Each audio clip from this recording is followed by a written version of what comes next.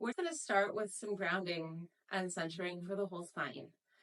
I'd like you to get yourselves a foam roller, and we're just going to put it up behind ourselves. We're going to lean up against it, against the stall bars to begin.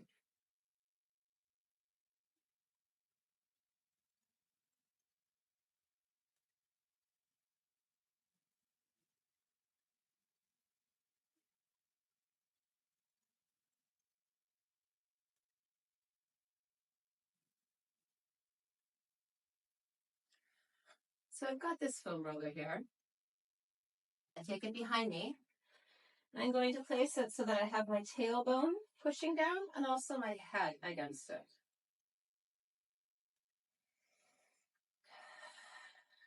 And you can bend your knees enough that you feel like you can push the ground down and slightly away from yourselves to get more of a sense of pressure, of snuggling your spine into the foam roller. Now, we're not really trying to flatten ourselves out because we are not flat. We're a waveform.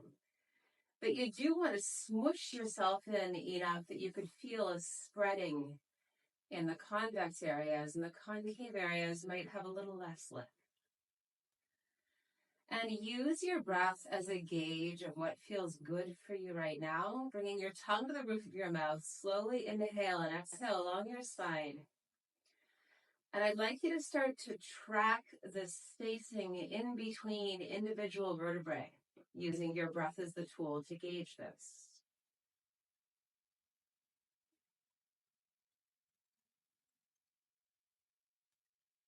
So there's going to be parts where it's almost like you swallow a wiggle on the way up and on the way down to ease yourselves into a little more space than what you had previously.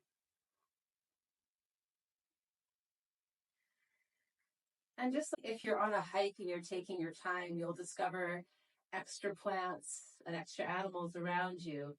As you take your time strolling through the interior of your body, you'll discover little tweaks and pinches and goblins that express themselves. And this is your time to make friends with them and either clear them off the path or find a way for them to not become an impediment to your movement today.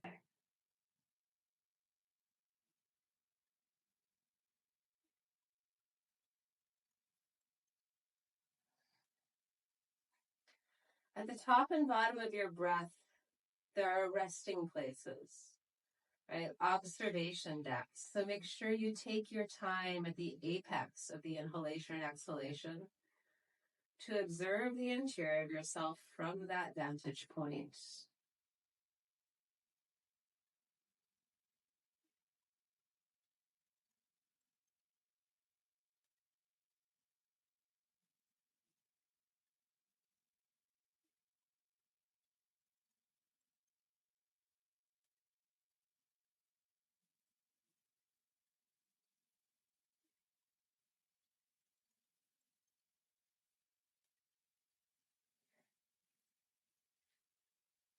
Begin to pick your chest up off of the foam roller, pressing your tail and your head a little more in, and shrug your shoulders up and down in the space that you created.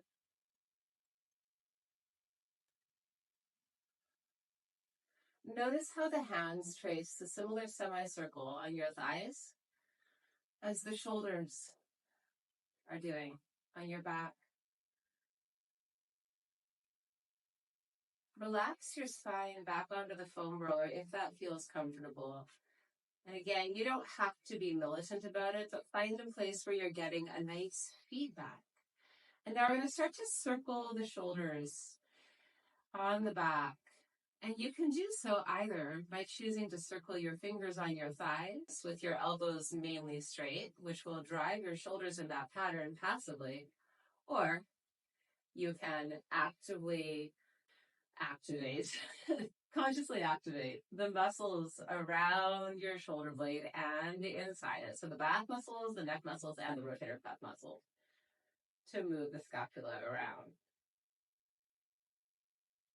As you do this, I want you to slowly start to turn your head from one side to the other to explore different potential stretches for that entire region. This morning, as I was working on a post for social media, I was describing the muscles of the pelvic floor. Oh, by the way, change directions as you like. I was describing the muscles of the pelvic floor as a nest. There's lots of different areas where we have nests of muscles, where we think of it as one central place, but really it's muscles and tendons and ligaments and bones that are woven and braided together to allow for full rotation at as many levels as a nest, interior and exterior. Let's let the shoulders slide back down and sit a little more into the foam roller now. Maybe you feel your skin stretching up as your tailbone slides down. And if you have a block handy and you want to use it, what you could do is grab a block between your thighs and use that to help roll your thigh bones down to sit down. That will provide a little more direction to your tailbone. I am going to highly recommend you do that now that I'm doing it. That feels really good. You can feel almost like the bottom of that Elizabethan corset style, the super long dip down towards the pubic bone, how everything rolls in and down, pulling the sacrum down from the front as well as the pubic bone. And then take a breath along your spine again with that.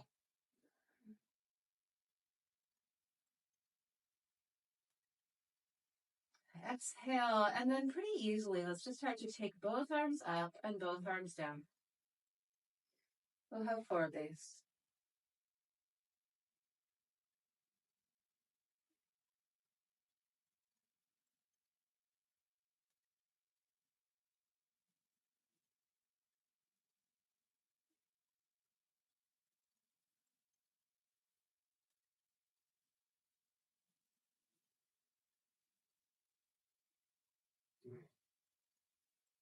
And then standing up and coming off.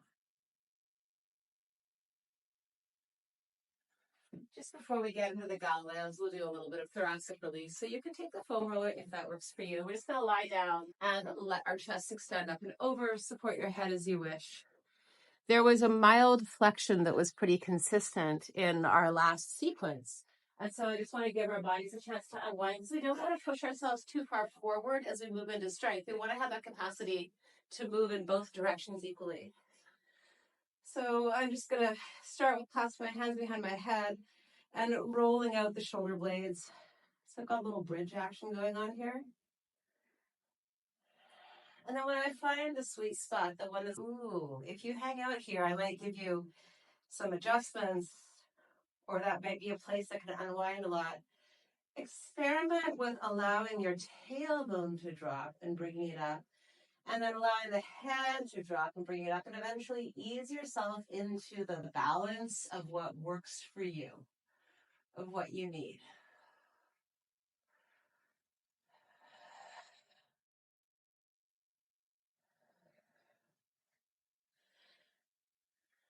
You can go side to side. You can take little twists. This is for you.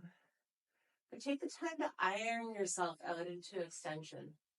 Right? That here comes the sun moment in your stretches.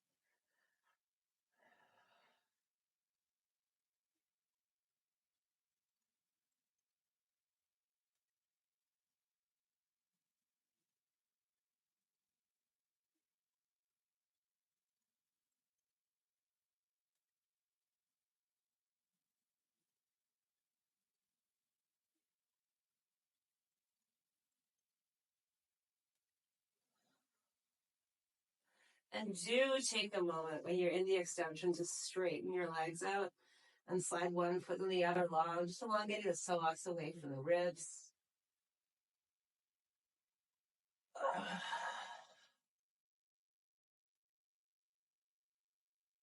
Maybe lift your pubic bone up a couple of times.